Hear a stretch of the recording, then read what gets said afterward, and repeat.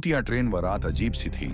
घने कोहरे में लिपटी, चांद भी बादलों के पीछे छिपा हुआ था। स्टेशन वीरान पड़ा था, केवल एक गार्ड बेंच पर ऊँग रहा था। घड़ी की सुइयां 12 बजा चुकी थीं।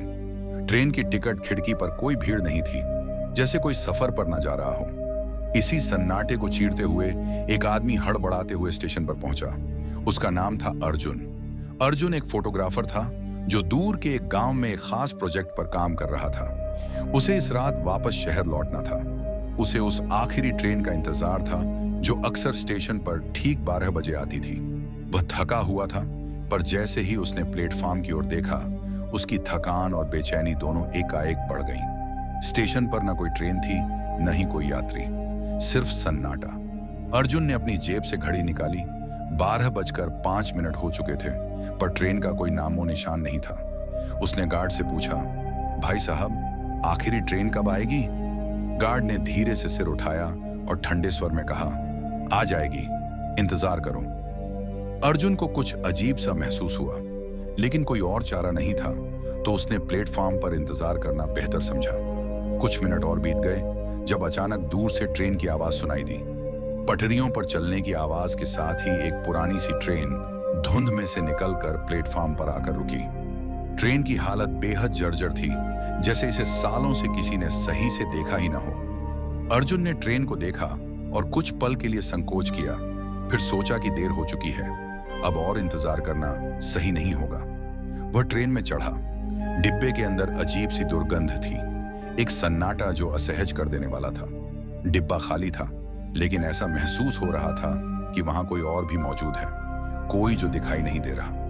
अर्जुन ने खिड़की के पास एक सीट चुनी और बैठ गया। ट्रेन धीरे धीरे चलने लगी। रास्ते में ट्रेन के अंदर का माहौल और भी अजीब होता गया। अर्जुन ने देखा कि सामने की सीट पर किसी का साया झलक रहा था, लेकिन जब उसने ध्यान से देखा तो वहां कोई नहीं था। उसकी धड़कनें तेज हो गईं। उसने खिड़की से बाहर झांका, पर बाहर सिर्फ घना कोहरा और अंधेरा था। कुछ ही देर में ट्रेन एक सुरंग में दाखिल हुई। सुरंग के अंदर घुप अंधेरा था। अर्जुन ने महसूस किया कि ट्रेन की रफ्तार धीमी होती जा रही है। अचानक उसे एक ठंडी सांस अपने गले के पास महसूस हुई, जैसे कोई उसके पास खड़ा हो और उसकी गर्दन को छू रहा हो। वह घबरा गया और इधर उधर देखने लगा, लेकिन कोई नहीं था। तभी ट्रेन में एक अजीब सी हलचल हुई। अर्जुन ने देखा कि सामने वाले डिब्बे का दरवाजा खुद ब खुद खुल गया और एक परछाई अंदर आई। वह परछाई धीरे धीरे अर्जुन की ओर बढ़ रही थी। अर्जुन का दिल जोर जोर से धड़कने लगा। वह चिल्लाना चाहता था, पर आवाज गले में फंस गई। अचानक वह परछाई अर्जुन के बिल्कुल सामने आकर रुक गई। वह एक बूढ़ी औरत की आकृति थी, जिसके चेहरे पर गहरे घाव थे और आंखें सुर्ख लाल। वह अर्जुन की ओर घूरते हुए बोली, तुम्हें यहां नहीं होना चाहिए। अर्जुन के शरीर में झुरझुरी दौड़ गई। उसने घबराते हुए पूछा, तुम कौन हो? बूढ़ी औरत ने हल्की हंसी हंसते हुए कहा, यह ट्रेन सिर्फ उनके लिए है जो वापस नहीं जाते।